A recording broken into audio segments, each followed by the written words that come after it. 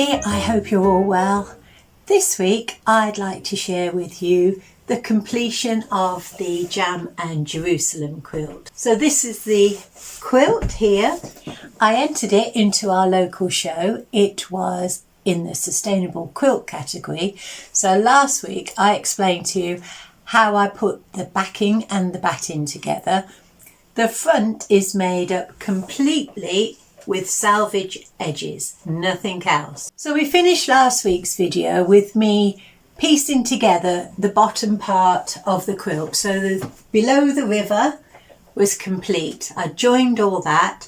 I'd added some details. I said it was finished, but it wasn't finished.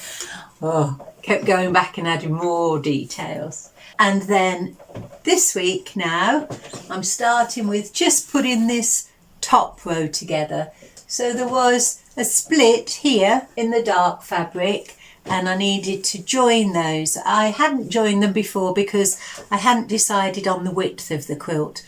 But once I'd done that bottom strip, then I knew that was going to be the same width. So I'll show you that. So what I've just done on this top row is to put a couple of strips, the full width of the top, so that's 44.5 inches, in that dark blue. That now squares those top corners up and it gives it a little bit of stability. And then I've also added a strip of that brown, like pebbles, in front of the church, all the way across the quilt again. There's a little bit of green added to that. Again, just to give that stability. So that now is nice and square and stable. And prior to adding those long strips, what I had been doing was taking a piece of cotton scrap fabric, using that as a foundation, joining those scrap fabrics together as a foundation, the width of the quilt, and sewing pieces onto that. So as I completed a house, I'd put that on, and then as I added a tree or the background, I'd add that. But I realised when I put those longer strips on that the actual selvage itself was sturdy enough to hold itself in place. Remember, the backing and the batting are already quilted together, so I just need to make these blocks sturdy enough to hold their own so that I could sew them on. And from then on, I started just to make houses or trees without any of the foundation fabric behind. And that was a sort of game changer really, because it made it much easier to sew. It made it much easier to move things around and change my mind. And to fit things together really, it was rather layering on top instead of placing next to. So I'd added that brown and the blue on the top, and that made that top piece really solid now. So I knew that was finished. It wasn't completely finished with the design because I didn't want to have a strip running across beneath the church and the pub, one brown line. I wanted to cut that up with trees and foliage because I think it would have drawn your eye to that line and it would have separated the lower part of the buildings to the upper, and so I wanted them all to mingle together. And so I added these little topiary pieces and the trees. And so in front of the church I've just added some topiary hedges just to break up that path a little bit. And now I'm going to work on this section. So I'm going to square this up and work on that bottom right corner. And once I started using those little topiary hedges with the rounded tops, those bushes and trees, that was another game changer, because prior to that I'd been trying to turn the selvage edges under before I sewed them onto the quilt. But then I realised that if I just cut out the shape and then I stitched a straight stitch, put it in place, and then zigzagged a few times around the outside, that it was fine to do that. So it's a raw edge appliqué, and that gave me more freedom then with the shape. So prior to that, some of the trees and the shrubs were quite angular in their finish, this bottom one in particular. And so once I was using that raw edge appliqué method, then that introduced the option of more rounded trees, rounded shrubbery. So that piece I think is complete, and now I'm going to go back down to the water level because I want to send this river going off at an angle. And so I think I'll be working on the row of houses and take the river across. So the reason I wanted this river to go in an angle along here, so it sort of sweeps up and off the quilt, again was because I didn't want that divided line straight across the quilt.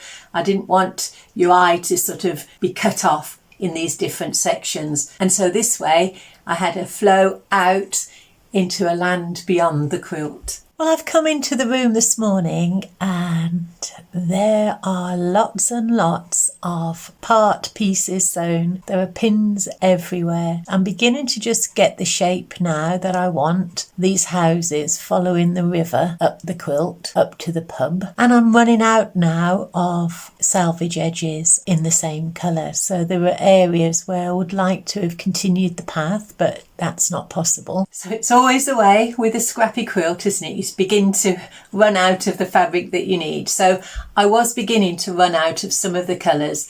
So where I would have put a road or perhaps a path or something going up the quilt to sort of emphasise that bend in the river, I couldn't do that. But what I could do was to angle the houses up in steps and then to add some shrubbery. So where I might have put a path, I just added some green shrubs and trees, and that green continuation up the quilt sort of took your eye up there anyway. So it worked out okay, I think. And so I'll show you close up at all the pins. So you can see where that pink house is with the spotty roof. Well, all around that are partial sewn blocks and they're all pinned. The trees, they're pinned, and this little bit of bank side that goes into the river. And I've sewn together this little house with a pink roof and the adjacent building on the top of the river bank. So I've just got a tiny little bit of brown left, but I hope to make a bank on the other side. And so I had the tiniest little piece of brown to finish that bank.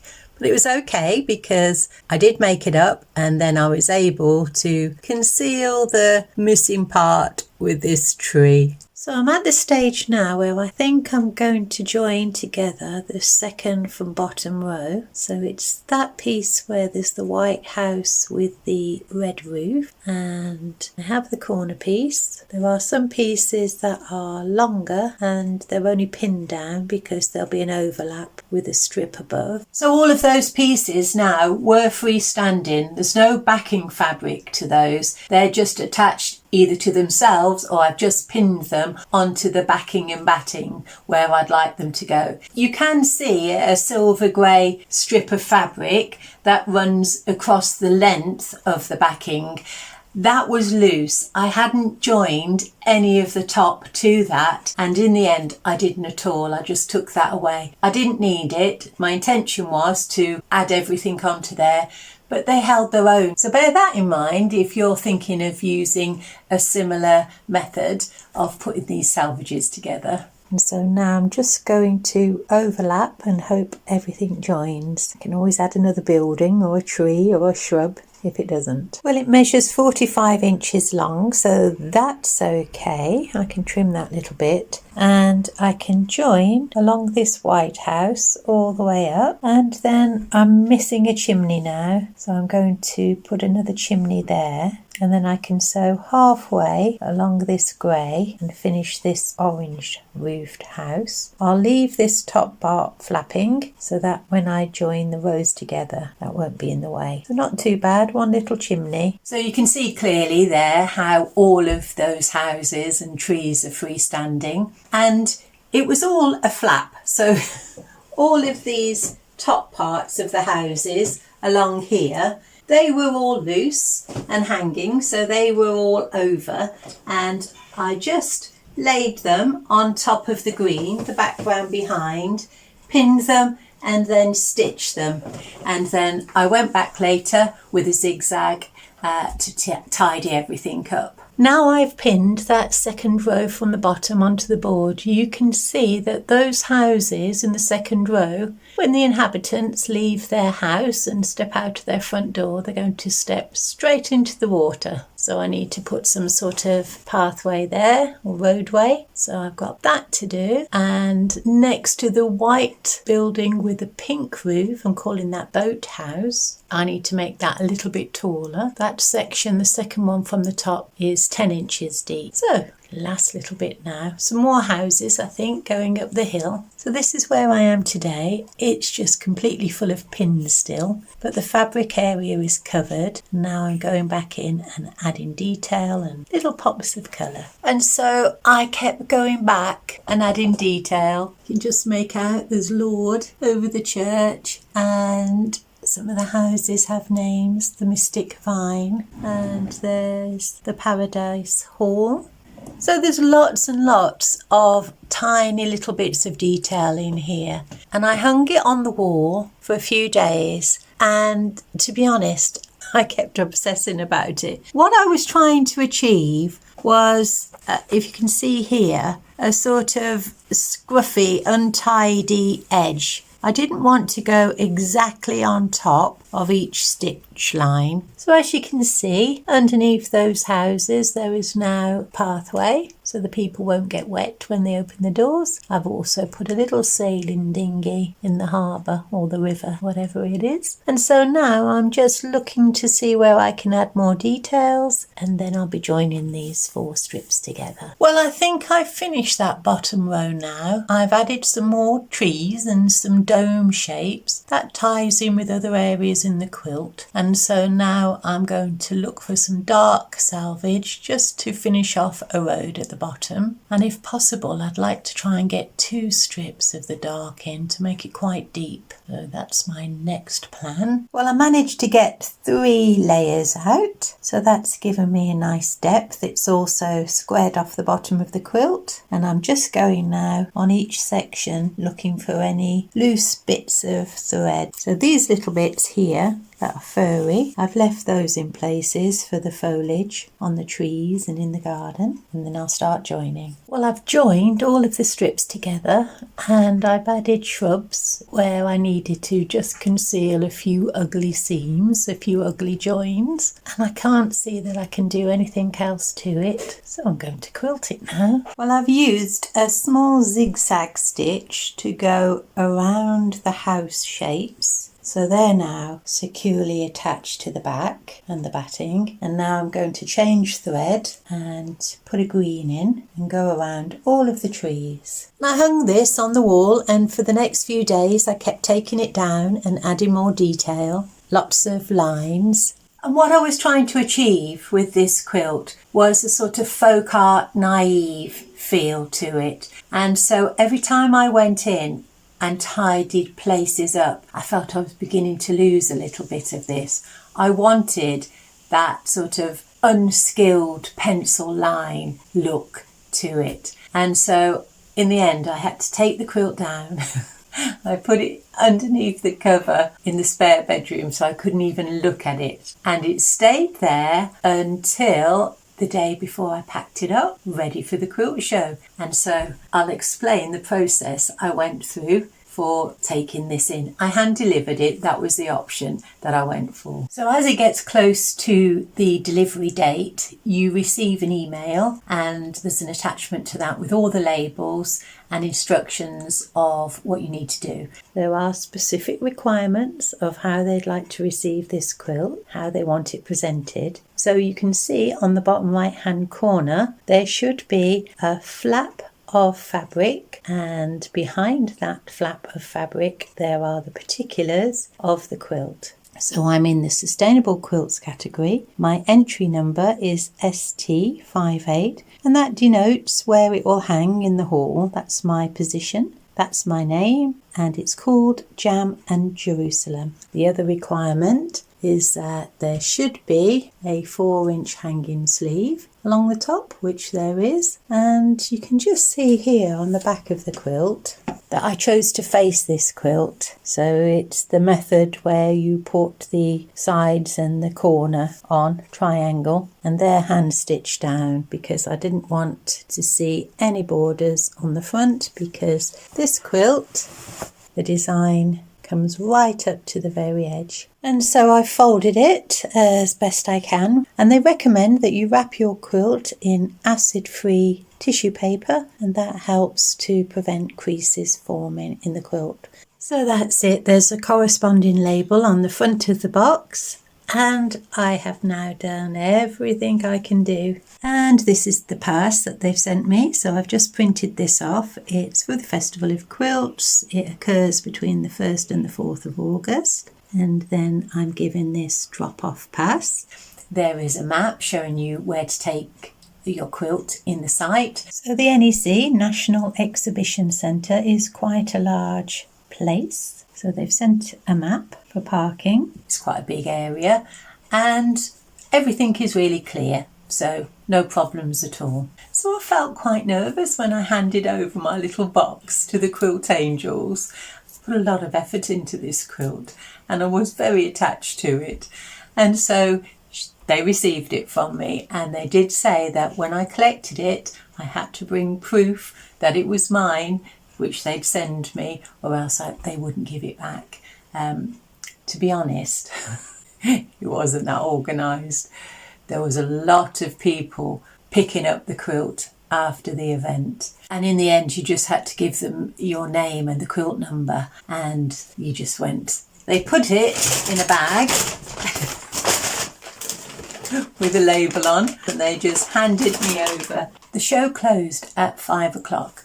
All the visitors had to leave the exhibition hall, the grounds. They shut all the shutters so that the exhibitors could put everything away and all the quilts could be taken down, and the hall cleared by the organisers. And so we had to wait outside. At 6 o'clock, they opened the doors so that you could go and collect your quilt. And then we got ours. We were out by about 6:30, so not too long at all. My husband, when he saw the queue, said, "Oh, should we just leave it? Let him keep it." I did say he's not a quilter. I mean, it's just my baby. How could he? But no, I did insist. And like I say, half an hour and we were away. So I suppose the question you're all asking yourselves is, did I win a prize? No, I didn't. Apparently, what happens is I've handed over the quilt on the Monday, and then judging takes place on the Wednesday. And if you have been successful and won a prize, they will phone you or email you.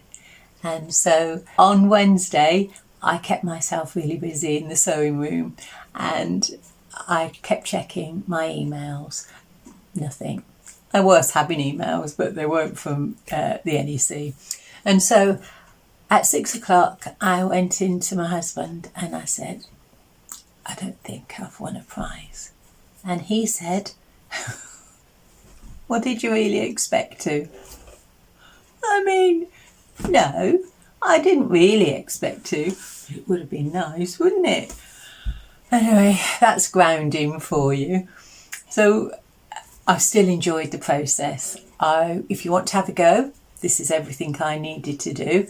And so I was quite excited to go and find my quilt and have my photograph taken next to it. I was very proud of it. I want to put that photo in my quilting journal.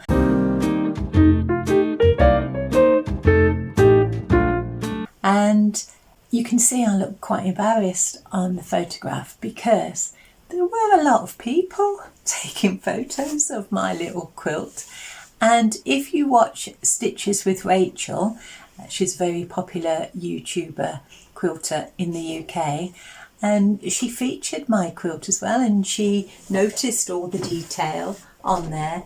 And Sherry, who watches my channel and Rachel's channel, commented. She let me know that it was on Rachel's channel and to go and have a look. So I did, and I thanked Rachel for the inclusion. but it was quite difficult to get the opportunity to stand and have a photograph taken by it, because lots of other people were taking photographs, so I was really proud of that. So it was a really enjoyable experience for me. I think I've put enough information here if you're thinking of it, or you're just wondering what goes on behind the scenes, because it's something I did wonder about. And I will show you the winner of the category of the sustainable quilts.